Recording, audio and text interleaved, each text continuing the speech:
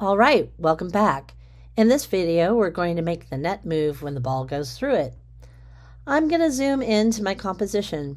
I'm just holding Command plus, and then I'm going to use the space bar for my hand tool, which allows me to just grab the whole thing and move it down so it's in front of my face. I need to do this because now we're focusing on the net right here. So I want to point out the fact that the net is its own layer. I'm hiding it, and I'm also hiding the rim, and it still looks like nothing was hidden. It's because the background, this court, includes the net, the shadow, and the rim. However, I've already duplicated both of those so that when the ball comes over here, the ball can go behind them. If I didn't have this rim here and I didn't have this net here, the ball would look like it's passing in front of that fake background that makes up the court. So I've got rim, net, and if I hide the court, you can see what's happening.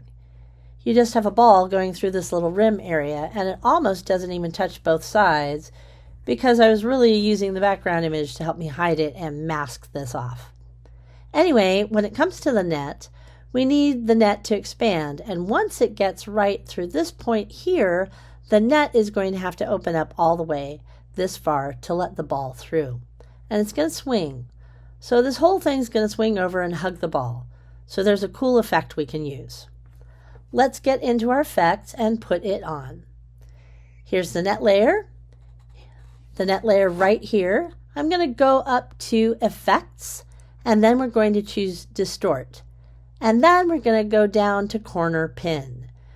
When you choose Corner Pin, it allows you to animate your upper left corner, your upper right corner, your lower left corner, and your lower right corner. And the way you do that is you just click on this little point, bring your mouse out here, and click on the different corners. Right now, I am clicking on the upper left corner. Now, watch me go to the upper right and pin the upper right over here. See what happens to the net? I'm going to move this pin right down where it was supposed to be, right there to fix that. No problem. I want 2 pins here in the bottom.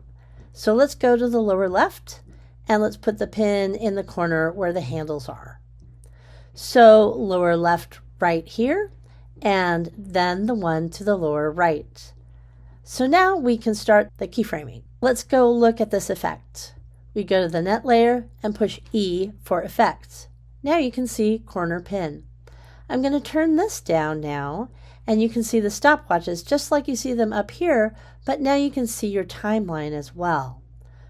Only start the bottom 2, lower left and lower right. Now what I'm going to do is move my playhead forward as the ball travels through the net until it gets all the way through to about right there. And now these are my ending points for the keyframes for the lower left and the lower right. So now just grab that lower right one and go ahead and move it over to the right. I'll grab this lower left one and I'll move that one over to the right, or actually to the left. And the right one needs to come over quite a bit more now. I left the net back there on the background so you could kind of eyeball how far you're moving it. I figured it happens so quick, it's just within frames, so a person watching this animation isn't even going to notice that it's back there. But you will notice because I pointed it out to you. So do you see how that's working?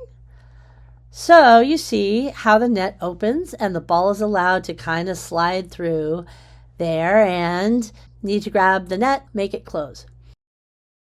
So I'm just going to move ahead a couple of more frames, grab this right pin, bring it in, and line it up to the original net that you see in the background. That's why it's there for you, so that you could kind of eyeball where that original net position was.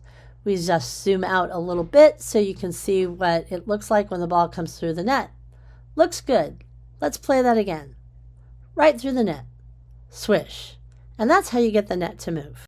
So our next video will show with the player jumping in the air, so you can have some additional movement and make it look even more realistic.